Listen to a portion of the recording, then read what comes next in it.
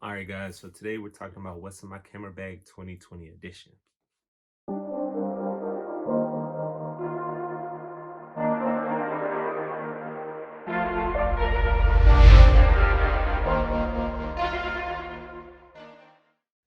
right, so to start, the camera bag of choice that I use is the Lowepro Protected 450 AW version 2.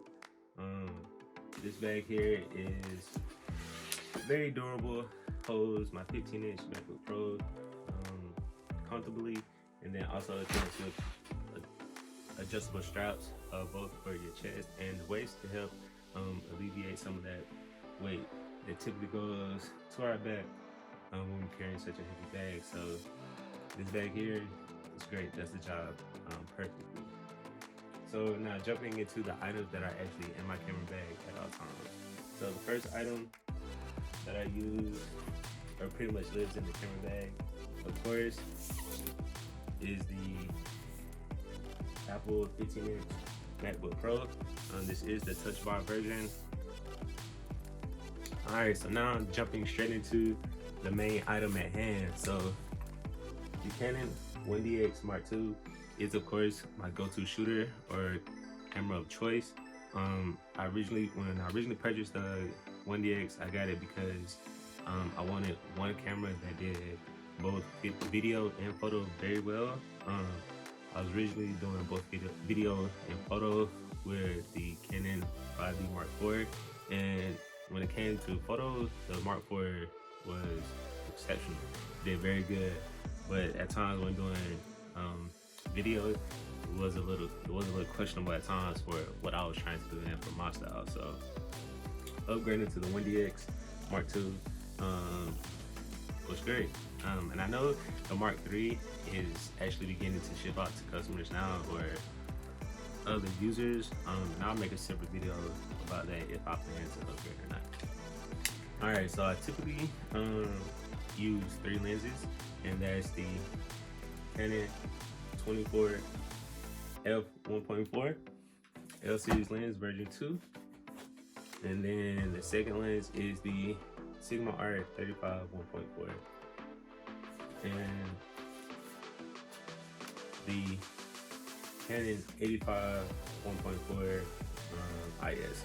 So getting into all these lenses, if you guys follow me on Instagram and have seen my feed, and pretty much every photo on my Instagram was shot with the Sigma Art 35 1.4, just because it's crispy. It's like one of my favorite focal lengths, and then not to mention as far as quality for price compared to the Canon 35 1.4, it's pretty much like the best bang for your buck lens with great quality. So if you're interested in getting a 35 or interested in the Sigma Art lens, I can recommend using this lens. Next, the 85 1.4. This is actually a new lens that I recently just purchased. I mainly got it because it is image stabilized, so a lot of my video work is done handheld. So having a lens that helps reduce that camera shake, ensures me that the actual footage that I'm filming won't be too shaky. Of course, when shooting handheld, you're gonna get some type of shake, but trying to limit that shake as much as possible is always great. So yeah, the Canon 85 1.4. And lastly, the Canon 24 f1.4. This lens here is pretty much a go-to, especially if I'm trying to vlog or take photos of cityscapes or landscapes.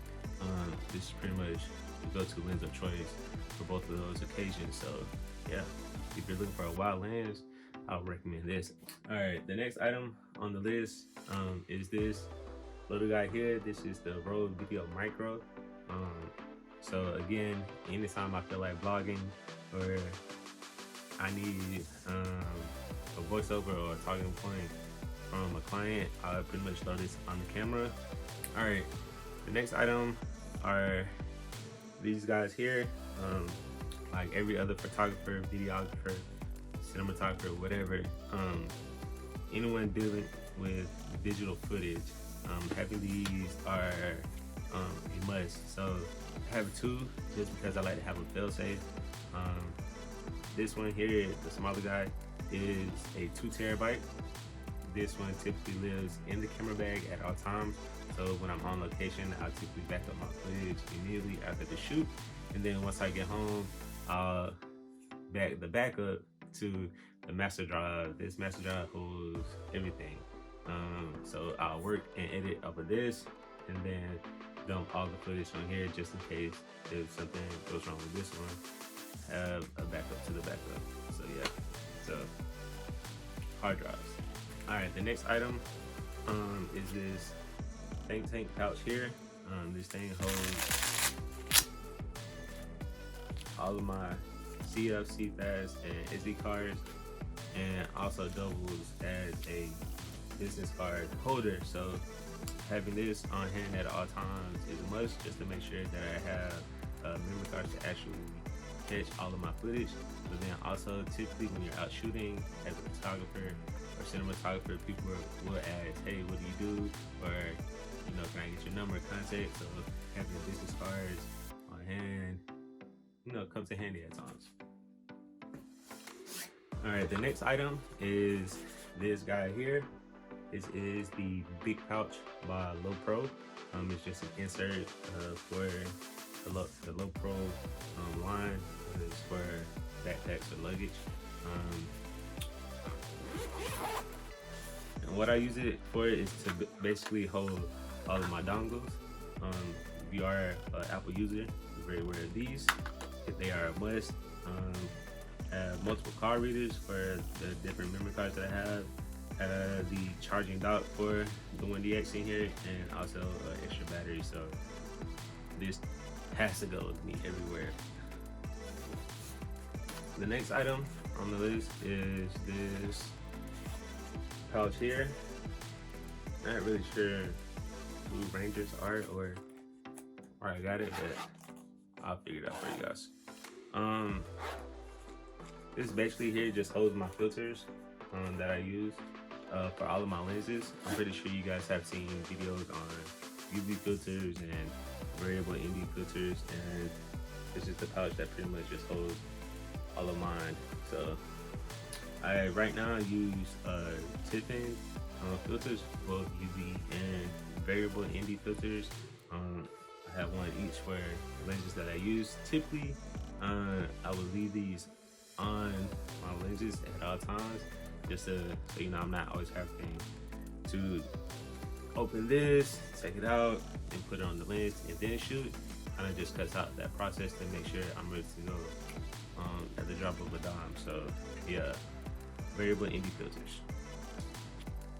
All right, so the next item that pretty much lives in the camera bag, but it's more so of an honorable mention because I typically don't always carry it because I don't have the time to set up and use it, and that's the Zoom H5. So I pretty much use this to help record any type of client work where there's an interview or a voiceover or some type of talking point where having clean, crisp audio is a must. So to make sure that I have the highest quality of audio, I'll shotgun and boom audio with this guy here. But most of the time, that's not the case because again, I'm always doing running gun style shooting. But for some clients and for some work, this does come in handy. Alright guys, so that'll do it for today's video. If you guys would like to see any item in my camera bag further in detail, there's a link in the description below to my kit. Also, please hit the like button and also consider subscribing to the channel for more videos. I'll catch you guys in the next one.